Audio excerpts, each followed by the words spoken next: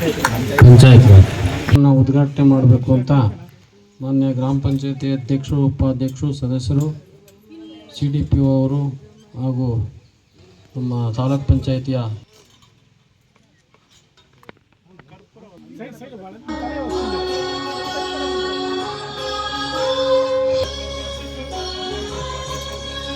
ಲೈಬ್ರರಿಯವರು ಇದ್ದಾರೆ, ಮತ್ತು ಗ್ರಾಮ ಪಂಚಾಯತಿ ಸಿಬ್ಬಂದಿ, ಬಿಲ್ ಕಲೆಕ್ಟರ್ ಇರ್ಬೋದು, ಕಂಪ್ಯೂಟರ್ ಆಪರೇಟರ್ ಇರ್ಬೋದು, STA ಇವರೆಲ್ಲ ಒಂದಿರೋಂಥ ಒಂದು 1,31,31,31,00,000. ಎಷ್ಟು ದಿವಸ ಬಂದು ನೋಡ್ಬೇಕು ಅವರು ಇವರು ಪಿಡಿವರು ಎಷ್ಟು ದಿವಸ ಬಂದು ಬರ್ಬೇಕು ಈಗ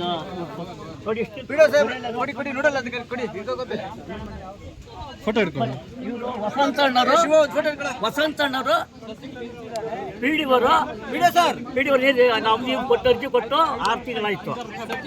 ಇದು ಎಲ್ಲಿ ಪೈಪ್ ಹಾಕೋದಿಕ್ಕೆ ಅರ್ಜಿ ಕೊಟ್ಟು ಎಷ್ಟು ದಿನ ಕೊಡ್ಬೇಕು ಮೇಡಮ್? ಅರ್ಜಿ ಎಷ್ಟು ದಿವಸ ಬರ್ಬೇಕು? ಎಷ್ಟು ವರ್ಷ ಬರ್ಬೇಕು? 3 ವರ್ಷ ಅಂತೆ. ಎಷ್ಟು ವರ್ಷ ಬರ್ಬೇಕು ನೀವು? ಇನ್ನು ನೆಲ್ಲಿ ಪೈಪ್ ಹಾಕಿಲ್ಲ ಸರ್. ಯಾಕೆ ನೀವು ಬರ್ತಿತ್ತು? 12 ಗಂಟೆ ಬರ್ತೀರ ಅಂದವರು 3 ಗಂಟೆ ಊಟ ಮಾಡಿ ಹೊಟ್ಟೆ ತುಂಬ ಬರ್ರಿ ಅಂತ ಹೇಳ್ತೀರಾ? ಬರ್ಬೇಕು ಸುಮ್ಮನೆ ಬರ್ತಾರೆ. ನಾನು ನಮ್ಮ ಕ್ಲರ್ಕು ಎಲ್ಲರೂ ಬಂದು ನಿಮ್ಮ ಪ್ರಾಬ್ಲಮ್ ಸಾಲ್ವ್ ಮಾಡಿದೀವಿ, ಪೈಪ್ ಲೈನ್ ಹಾಕೊಟ್ಟಿದೀವಿ. ಆಯ್ತು 3 ಗಂಟೆ ಬನ್ನಿ. ಯಾರಿಗೆ ಗೌರ್ಮೆಂಟ್ ಕೆಲಸ ನಿಮ್ಗೆ? ಯಾರಿಗೆ ಪಂಚಾಯತ್ ರೈತರ ಮೇಲೆ ಆಗಕ್ಕ? ಯಾರಿಗೆ ನೀವು ಬಂದ್ರೆ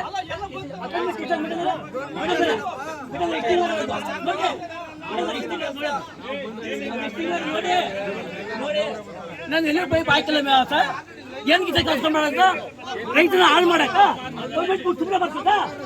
ಗೌರ್ಮೆಂಟ್ ಸುಮ್ಮನೆ ಬರ್ತದ? ಯಾಕೆ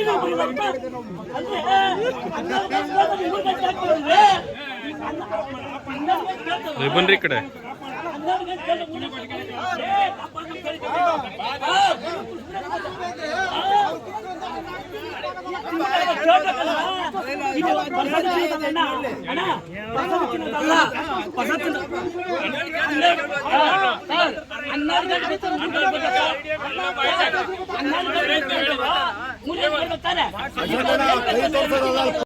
ನಾವು ಜಲಜೀವನ್ ಮಿಷನ್ ನಲ್ಲಿ ಬೋರ್ವೆಲ್ ಹಾಕ್ಸಿದ್ವಿ, ನೀರು ಬಂತು. ನಿಮ್ಗೆ ಗೊತ್ತಿರಬೇಕು. ಕೊಡ್ಲಿಪುರಕ್ಕೆ ಜಲಜೀವನ್ ಮಿಷನ್ ನಲ್ಲಿ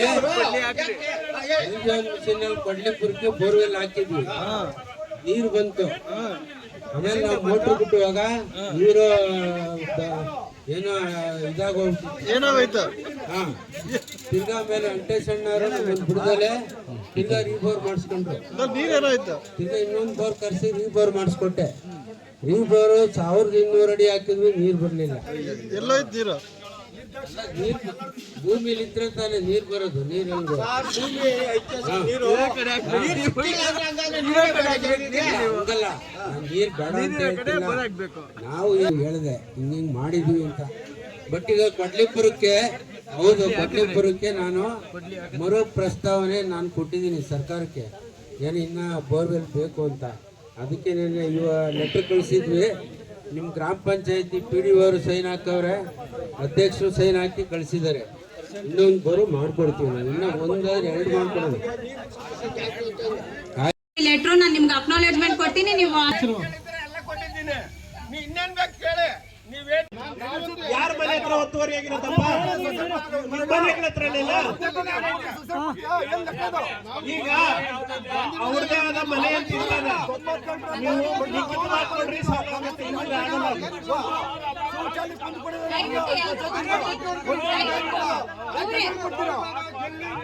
ದಯವಿಟ್ಟು ಕೂತ್ಕೊಳ್ಳಿ, ಒಂದು 2 ನಿಮಿಷ ಕೂತ್ಕೊಳ್ಳಿ.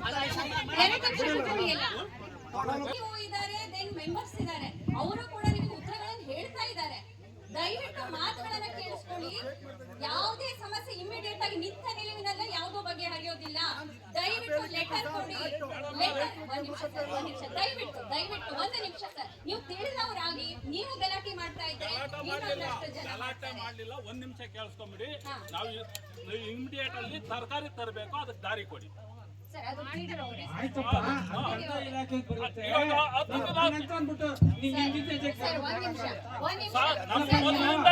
ತೊಂದ್ರೆ ಈಗ 3 ದಿನದಿಂದ ತೊಂದ್ರೆ. ಇವತ್ತು ಗ್ರಾಮ ಸಭೆ ಇದೆ, ಇವರು ಬರ್ತಾರೆ, ಇವರು ಆಫೀಸರ್ ಬರ್ತಾರೆ ಅಂತಾನೆ ಕಾದು ಇತ್ತು. ಆಯ್ತು, ಒಳ್ಳೇದಾಯ್ತು.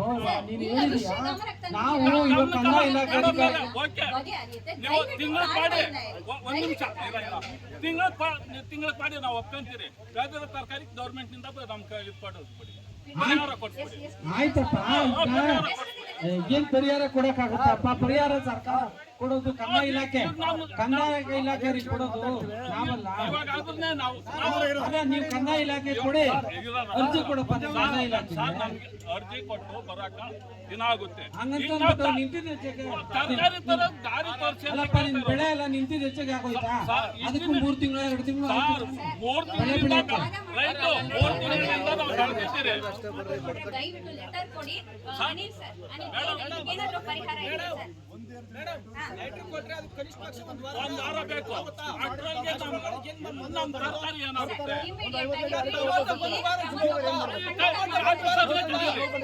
ಮೇಡಮ್, ಆಫೀಸರ್ನೇ ಬಂದಿರಿ. ಇವಾಗ ನಮ್ಗೆ ಟಮಾಟ ಬೆಳೆದಿದ್ದೀನಿ, ನಾನು ಕಿತ್ ಮಾರ್ಕೆಟ್ ಹಾಕ್ಬೇಕು. ಈಗ ಏನ್ ಮಾಡ್ಲಿ? ಈಗ ತರಕಾರಿ ಬೆಳೆದಿದ್ದೀನಿ. ತರಕಾರಿ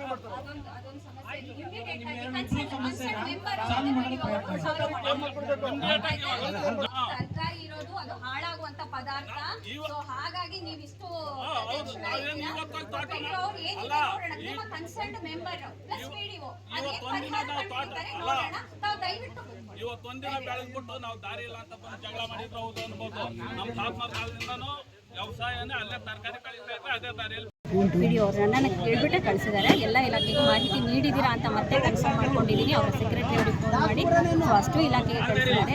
ಇವತ್ತು 8 ರಿಂದ 9 ಇಲಾಖೆಯವರು, ಮೇಯ್ನು ನಮ್ಮ ಇಲಾಖೆ, ಆ ನಂತರ ಕೃಷಿ ಇಲಾಖೆ, ತೋಟಗಾರಿಕೆ ಇಲಾಖೆ, ಆಮೇಲೆ ಬೆಸ್ಕಾಂನವರು, ದೆನ್ ಇವರು ಯಾರು ಬೆಸ್ಕಾಂ ಇಲಾಖೆಯವರು ಬಂದಿದ್ದಾರೆ.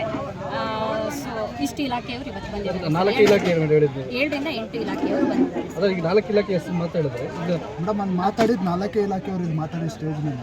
ಇಲ್ಲ ಸರ್, ಮಿಕ್ಕಿದ ಇಲಾಖೆಯವರು ಮಹಿಳಾ ಮತ್ತು ಮಕ್ಕಳ ಇದು ಮಾಡಿದ್ದಾರೆ.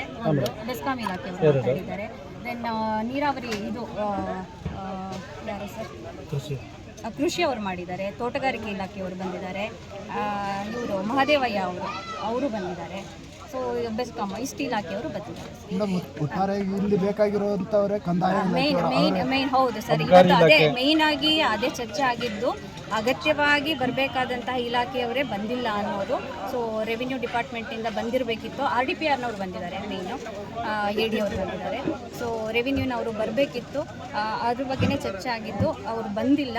ಈಗ ಫರ್ದರ್ ಏನು ಮಾಡಬೇಕು ಅಂತ ಅಂದ್ಬಿಟ್ಟು ನಾವು ಮಾತಾಡಿದ್ದೀನಿ ಮೆಂಬರ್ ಹತ್ರ. ಒಂದು ಪ್ರೊಸೀಡಿಂಗ್ ಮಾಡಿಬಿಟ್ಟು ಸಂಬಂಧಪಟ್ಟ ಅಧಿಕಾರಿಗಳಿಗೆ ಕಳಿಸ್ಕೊಡೋಣ ಅಂತ ಅಂದ್ಬಿಟ್ಟು ಮಾತಾಡಿ. ಎಷ್ಟು ಇಲಾಖೆ ಬಂದಿಲ್ಲ ಅಂತ ಇಲಾಖೆಗೆ ನೋಟಿಸ್ ಕೊಡ್ತೀರಾ? ಖಂಡಿತ ಸರ್, ಖಂಡಿತ ನೋಟಿಸ್ ಕೊಡ್ತೀರಾ? ಖಂಡಿತ ಸರ್, ಖಂಡಿತ.